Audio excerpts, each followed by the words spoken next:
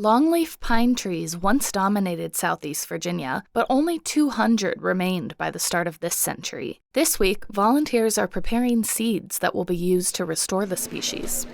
Inside a Sussex County nursery run by the State Forestry Department, volunteers operate an I Love Lucy-style assembly line along a large machine. They're producing longleaf pine tree seeds. 200,000 of them will be planted across the region. The idea here is if we're planting the longleaf and some associated plants, that we can kind of jumpstart those ecosystems. That's Andy Clinton with the Nature Conservancy. The nonprofit's part of a massive collaboration working to bring back the iconic species. During the nursery's annual seed sowing, the machine dumps soil into trays and sends them down a conveyor belt. Clinton says volunteers then make sure each hole on the tray contains a prized pine seed. Because we don't have a lot of Virginia genetic stock to collect from, it's very valuable that we make sure we have one seed per cell. After they're planted, the trees will hopefully stick around for the next few hundred years. Catherine Hafner, WHRO News.